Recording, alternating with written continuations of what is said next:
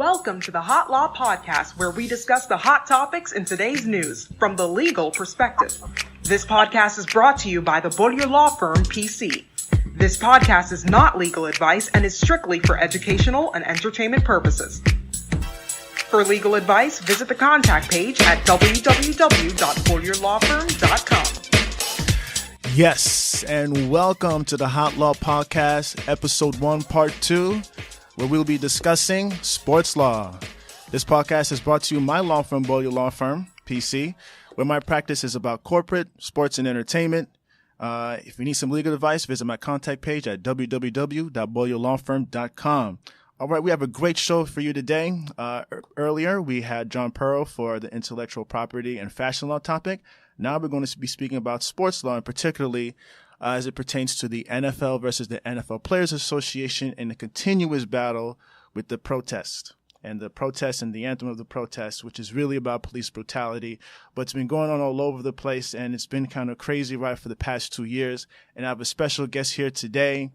He's a former NFL player. He's an entrepreneur. He's in music, sports, business, politics, government. I think he's part of the Justice League or Avengers or something like that. I'm not sure. Jay Wayman Henry, welcome to the show, man.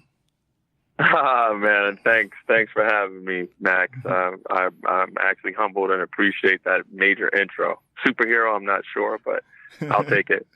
All right, well, you ought to me, man. You're doing great things out there. All right, well, Jay, tell a little bit, everybody, a little bit about your background. I know I gave you a brief background about what you did back then in the NFL, what you're continuously doing with them, and what else are the business ventures or generally what you got going on.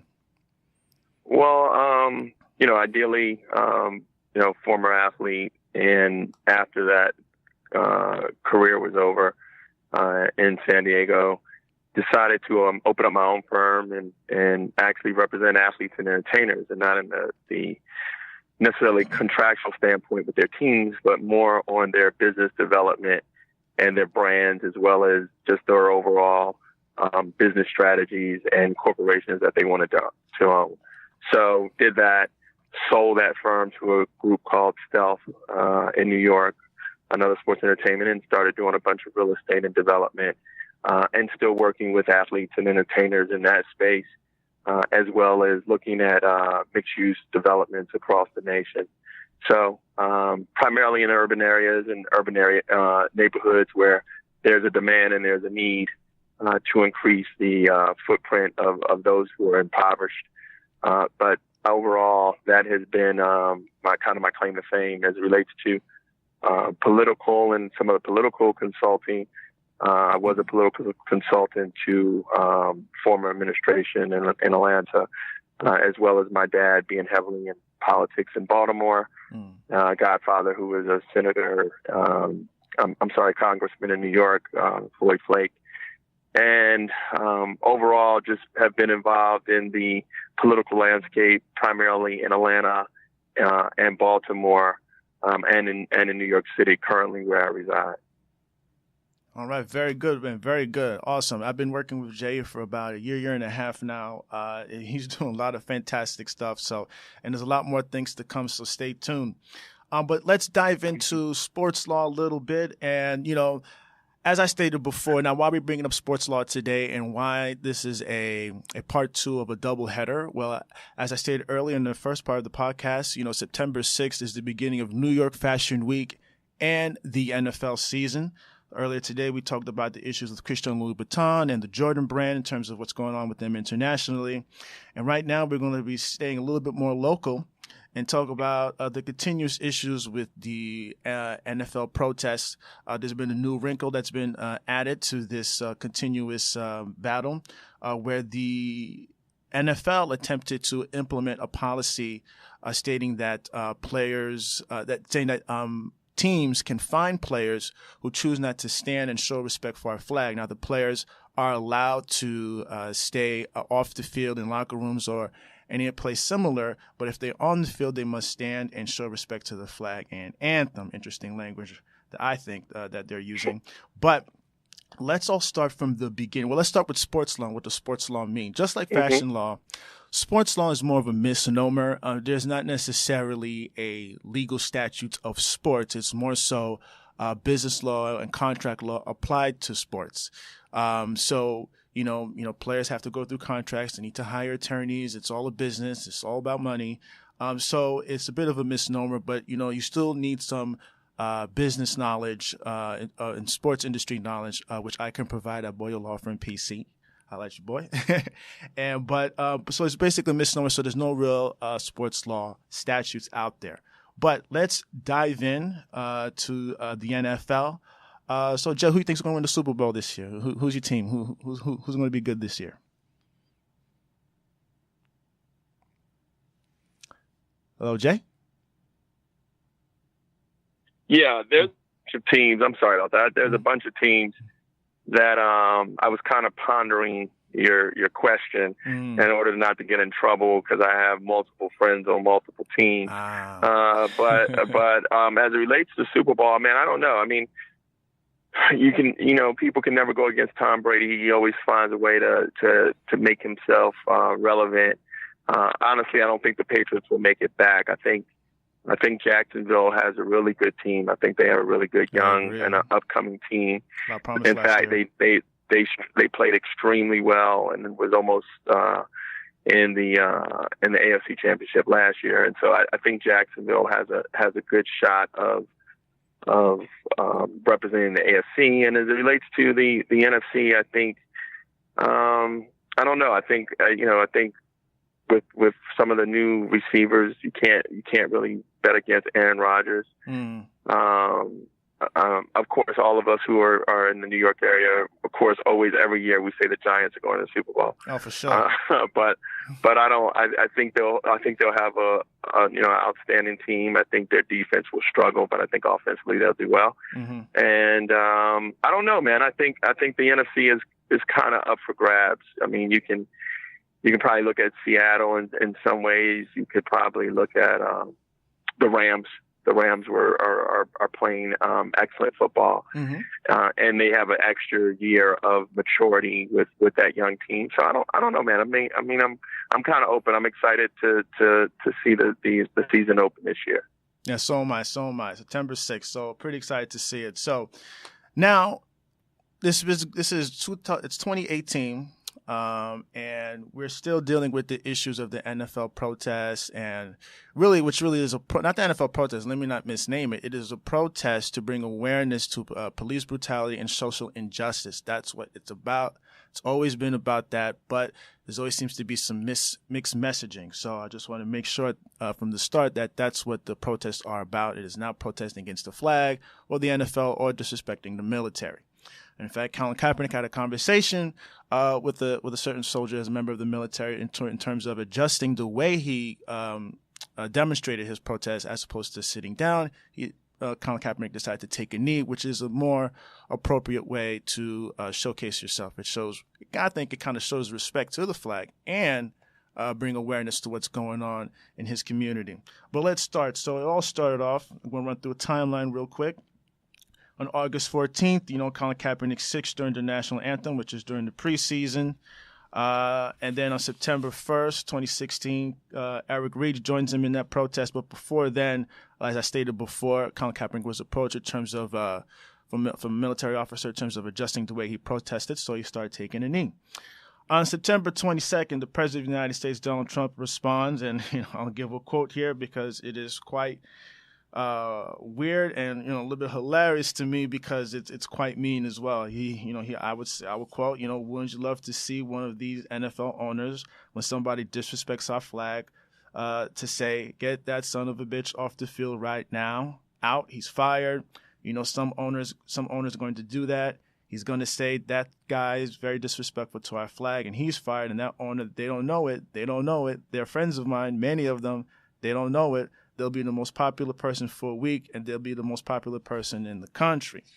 He doubled down in his tweets by stating that if a player wants the privilege of making millions of dollars in the NFL or the leagues, he should not be allowed to disrespect our great American flag or country and should stand for the national anthem. If not, you're fine. Find something else to do.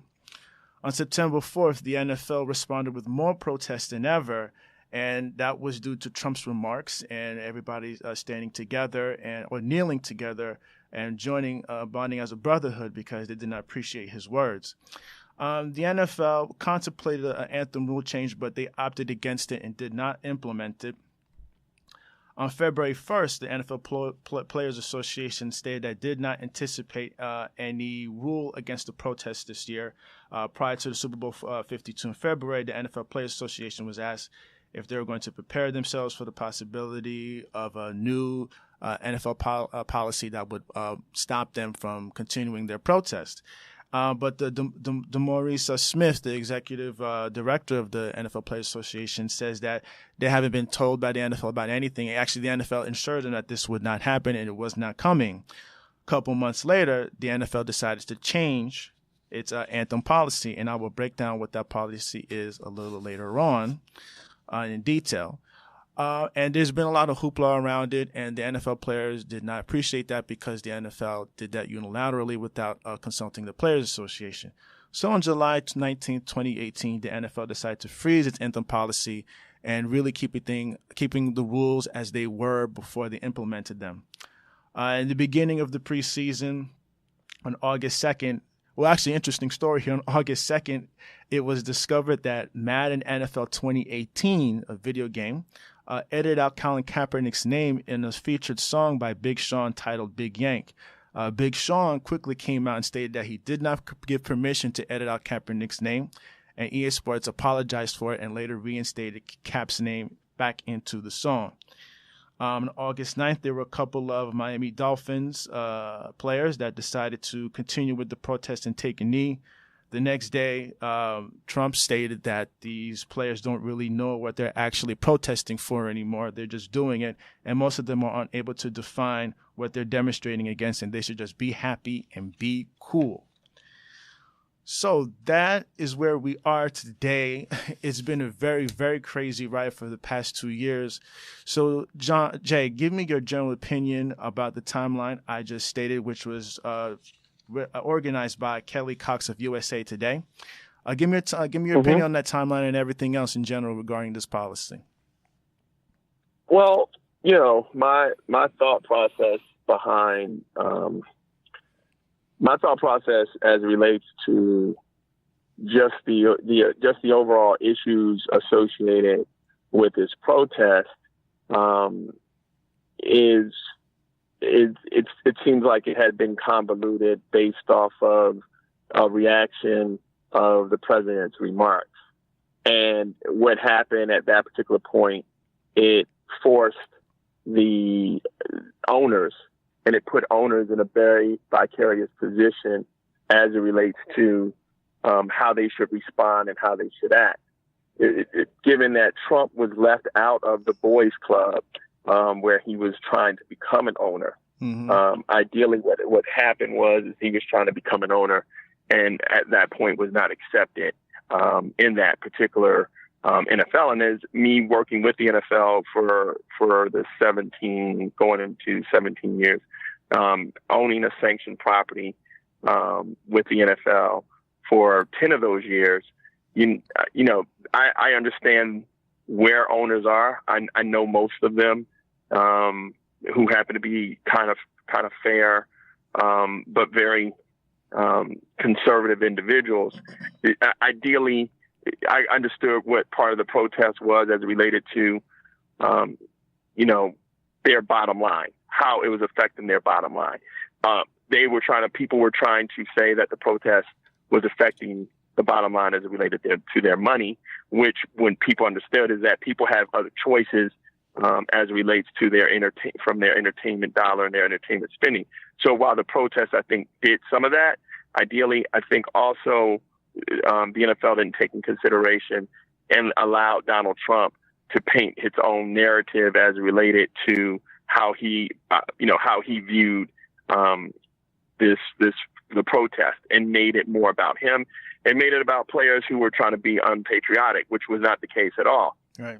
And so, as African Americans or any other nationality or minority in this country, we've always had to silence our our thought process based off of our rights. And as soon as that happened, it was either conveyed with, it made the rest of the country in some way made it seem as though that we were being adversarial, or that it was conduct unbecoming. Mm-hmm. And so here it is that players who now, or rappers or entertainers for that matter, are just more socially conscious because they have their own children, and they are looking at the police brutality, and they're looking at these things in their community, and they understand that they have a forum, and they have followers, and they have these individuals who look to them as role models. And so when you're doing that, you can't really sit on your hands and just play football, or just sit on your hands and not do anything as relates to your community. So I applauded Reed and Colin mm-hmm. for the stance that they took, and I think it was a profound stance. I think it was also a stance that he knew that in some ways it was going to hurt his reputation. Absolutely. And at this point, I think he has been definitely blackballed by the NFL. However, there were some choices that he could have made professionally with Denver. He could have probably actually have gone to Denver and actually played, or given an opportunity to play there, and he denied it. And I may be stepping off of, he denied, I'm sorry, not denied, but he chose not to go there. Mm-hmm. And I think that may hurt his argument from a legal stand case, as it relates to, trying to prove collusion. Mm-hmm. And so from a legal manner, I think he may come into some issues as it related to that. But, ideally, my take on it is, can I say idiot on your podcast? Yeah, I think sure. Trump's an idiot. Yeah. I think ideally, when you're trying to be divisive amongst people, and when you look at somebody like Senator John McCain, who had he had major differences with Obama or Hillary Clinton, but he had so much admiration from everyone mm-hmm. based off of he treated everyone equally. And you can agree to be disagreeable, but you can do it with respect and admiration. And so my take on it is, I'm glad players are looking at something besides money. I'm glad they're looking at their future. I'm glad they're looking at their legacy of how they want to be remembered. Mm-hmm. And that's kind of my view on it. All right, excellent. Thanks so much for that view. Really appreciate it. Very very well said. No problem. Right. Yeah. And so, so now the particular issue is where it stands right now. There was, as I stated before, the NFL implemented a policy in July, but took away that policy when the NFL Players Association challenged it. So let's talk a little bit about the relationship between the NFL and the NFL Players Association, what it means. And generally, in diving into this, I will be talking about the general structure of sports leagues all around the country, at least the major sports leagues. Now, the life's source of most major sports leagues is the collective bargaining agreement, or the CBA. And the CBA is a written agreement that's thoroughly negotiated and collectively bargained for between an employer and the organized labor. In this instance, the NFL, through its owners and the appointed commissioner, are the employers, and the players, through NFL Players Associations, are the employees. With the CBA, major sports leagues cannot generally operate the way they want to operate without violating any of the antitrust laws. Now, I'll give you a brief synopsis of what the antitrust law is through the Sherman Act per the Federal Trade Commission. There's a definition here. Antitrust laws through the Sherman Act outlaws every contract, combination, or conspiracy in restraint of trade, and any monopolization, attempted monopolization, or conspiracy or combination to monopolize. So let me break it down and demonstrate it, how the antitrust laws are being used, or how it works through sports. Now, generally, in order for small teams, like teams in Jacksonville or teams in Milwaukee or Green Bay or wherever small market teams, in order for them to compete with bigger teams like New York and LA, there's generally a implementation of the salary cap, because generally big cities, they're richer and they could outspend and really consolidate all the talent to their teams and monopolize it because they simply have, the money, basically. So in order to do that, the NFL owners have to agree to a level playing field. So there is a cap in terms of how much a player can earn and a cap in terms of how much a team can spend on their roster. Now, generally, that is a restraint of trade. What this country believes in is free trade, free market.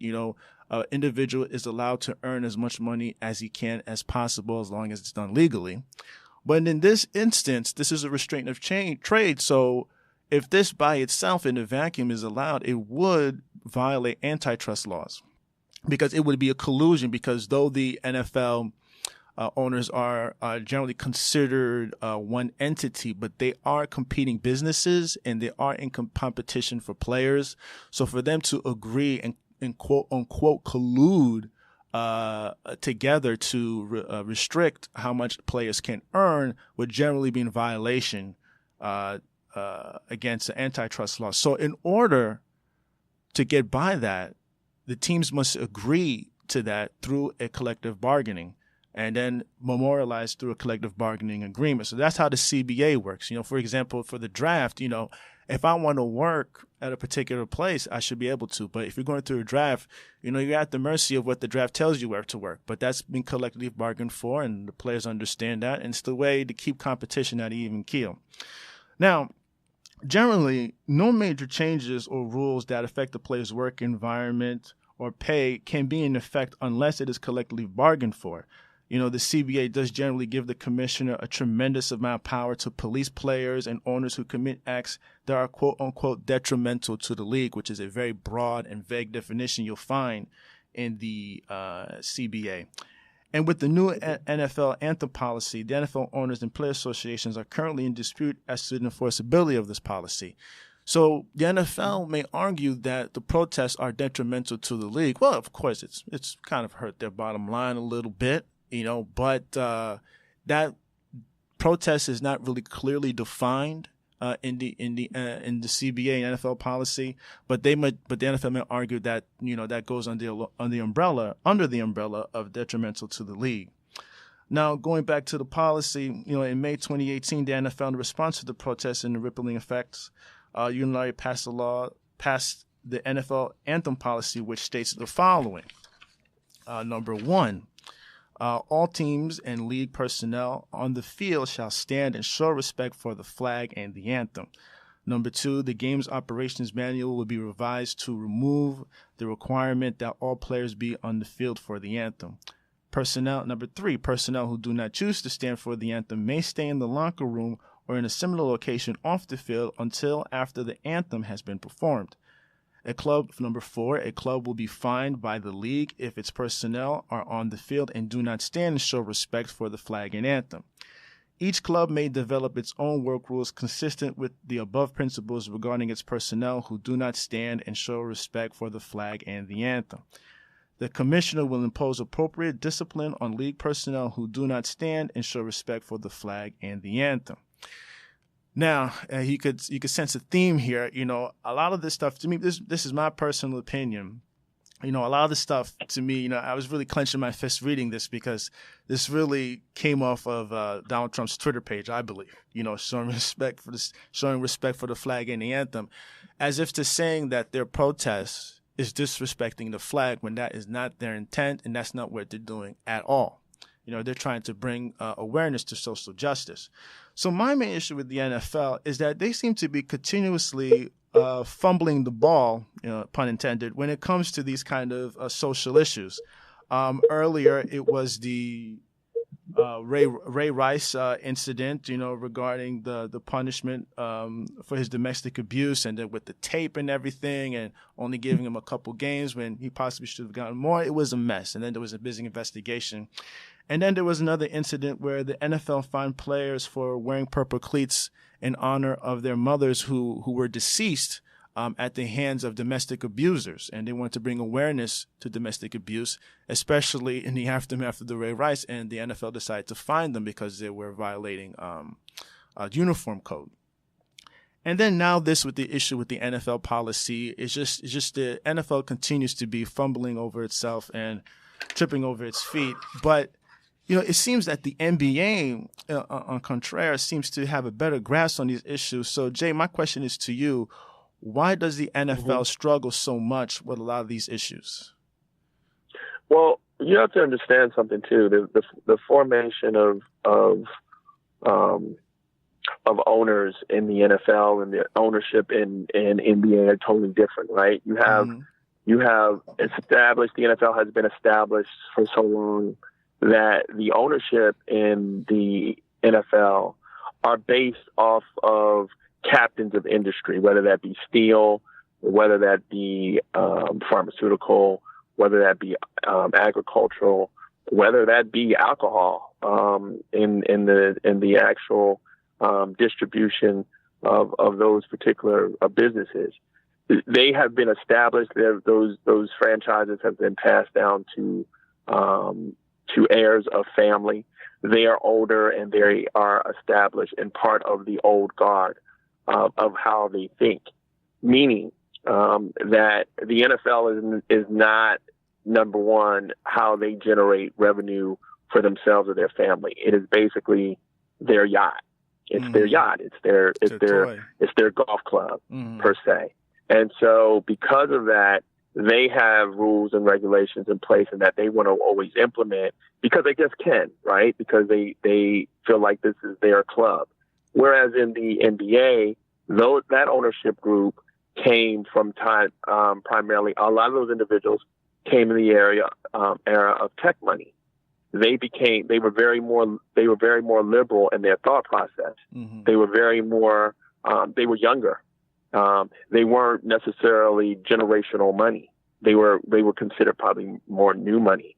And so if you look at it from just a perception of race, you had the individual owners who were white in the NBA were a lot more open and a lot more liberal, and a lot more embracing based off of their partnership with the overall product. The players are not looked at as actual product; they are actually looked at as a partnership. And so when you have that level of respect, it's different. I'm laughing. I just got beat by my partner in golf, and he's laughing at me when I'm mentioning partnership. So if I start getting a little irritated and my disposition, my partner T just beat me in golf, and I'm a little annoyed. But anytime that there's a true partnership in anything that you do, then the level of respect is different. And when you have a certain level of respect, as it relates to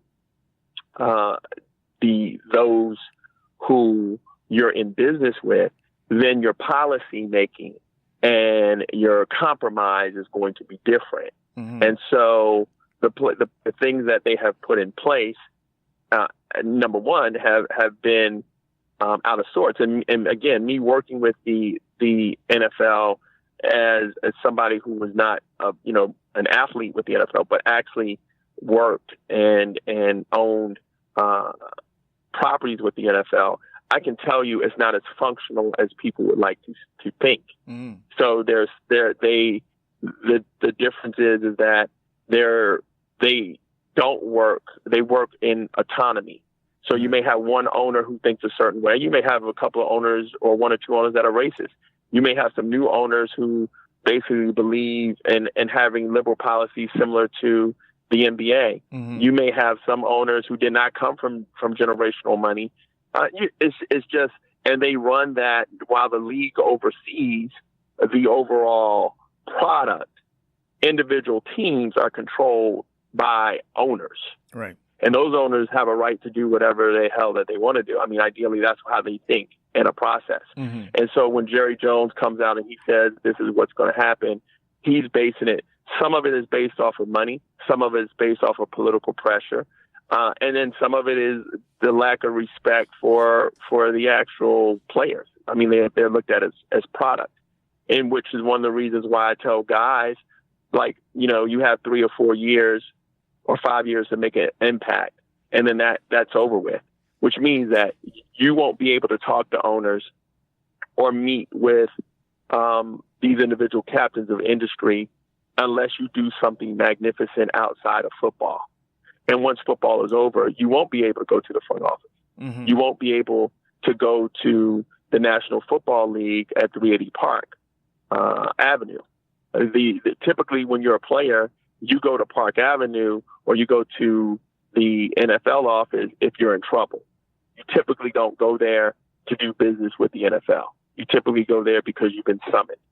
Okay? Mm-hmm. So the difference between I'm just making a difference between what the union is, which is the NFL Players Association, which protects the rights of players, which is based in D.C., mm-hmm. and what the NFL headquarters is, which is totally different. So mm-hmm. that overall, I believe that's why ownership, has a certain way, or they look at players from a certain perspective. Right. I think you made a great point in terms of the mindset between the owners. Something I didn't mention earlier is, around October 2017, there was a meeting amongst the owners regarding the protest and what the NFL was going to do about it, and include a lot of the owners, including Jerry Jones. And Bob McNair infamously stated that you can't have the inmates running the prison. And it's quite interesting that he would use those terms. He would use inmates and he would use prison, as if he owned these guys, So that seems to open up a window in terms of mindset to some of these owners. About I want to disparage a lot of the others. I think there was a Jets owner that said that they would pay the fine and they would not fine their players if they decide to protest. So it's good to have somebody on the side of the players as well. But do you think that maybe the things, one of the reasons why the NBA and the NFL handle things differently could possibly deal with their fan base and on how their fan base reacts to certain situations? Do you think that plays a part in some of their decisions regarding the NBA and the NFL? I think fan base definitely has some, definitely. I mean, at the end of the day, your demographic of fans are looked upon, and ownership makes decisions based off of the amount of revenue that they can make through ticket sales or through concessions or through any other financial mechanism that generates revenue. But what sometimes people forget is that the NFL has a large woman demographic, huge woman demographic. I think somewhere in the neighborhood about 65%, almost half of 40, I think it's 45% or whatever, are women who view football. And so as it relates to purchasing jerseys and purchasing things for their kids and women make up the majority of sales for the NFL. Mm-hmm. And so what people don't realize that a lot of times players, men aren't buying those things for themselves. It's typically a woman who is buying those particular things. So I think it's overstated that ratings have gone down tremendously because of necessarily the protests. I think some people will do that. But I also think that there's a whole different fan base of individuals who are watching in support of players. Mm-hmm. And again, I think, yes, to answer your point, yes, there's a different audience because the NFL is global. The NBA is global. Mm-hmm. So when you take a global sport like the NBA that encompasses everybody, think about it, okay? Mm-hmm. American football is not global. No, not at all. Soccer is trying. Global. They're trying. Global. Right. Soccer's global.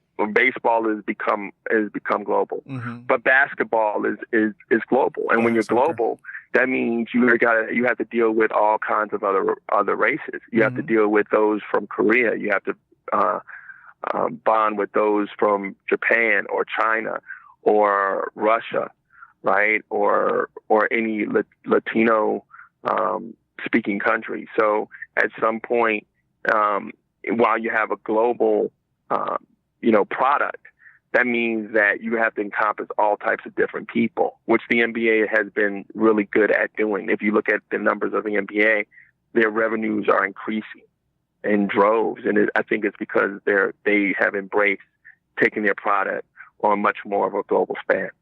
Right. Okay, that's a really good point. Very, very good thoughts here. So, before we wrap this up, final thoughts, Jay. So what do you think? How do you think the NFL Players Association should handle this situation? And what about the players themselves, individual players themselves? What should they do going forward in terms of handling the protests? Should they emphasize a little bit more that this is about social injustice instead of just kneeling? Like, what can they do to keep pushing their message, and what can the NFL Players Association do in terms of battling the NFL regarding this policy? Well, I think the NFLPA. I mean, I know D. Smith very well, who is the NFLPA, and D does a good job. He was at Patton and Boggs before he came to the NFLPA, and I think he does a good job of representing the rights of players. And so as long as the NFLPA is doing that, I think they're doing their job and working collectively with the NFL to make some type of compromise as to how that needs to be done. As it relates to the players' protest, I think it's courageous. I think the idea, however, would be more powerful if they did things collectively. So meaning that some of them who are kneeling, some of them who are not. And then what is that message doing? How is it resonating outside of their viewing protest, right? How is that translating into getting more computers in any city schools, or educating the police and working with law enforcement? Like, if that protest then turns into actual dialogue in order for us to respect one another. I mean, it's funny. In New York and Jersey and place where I reside, typically I would say, my experience with law enforcement has been good. I mean, my neighbor is a former chief in Newark, and is one of the kindest men ever. And so, while I think that there are a lot of bad police officers who abuse their power, I think also there are more positive individuals. When things happen, those are the individuals that you're going to call, regardless of color. And so I think we have to do a better job of having better dialogue with one another. And then once we do that, if that protest trickles down into actual action, then I think it's great. All right, awesome. Well, Jay, thank you for coming on. I greatly appreciate it. I know you're traveling the country right now. Got a lot of things going on. So we're going to wrap. Man, no problem. I definitely appreciate it. I think you're doing a wonderful job. Keep up the good work. And, again, thank you for having me. All right. Thank you. And thank you, everybody, for joining the Hot Law Podcast, Episode 1, Part 2. You can find us on various channels such as iHeartRadio, iTunes, Apple Music, Google Play. I'm going to be posting it on my social media page. So thank you for joining us. BoyerLawFirm.com, Hot Law Podcast. Holla at your boy.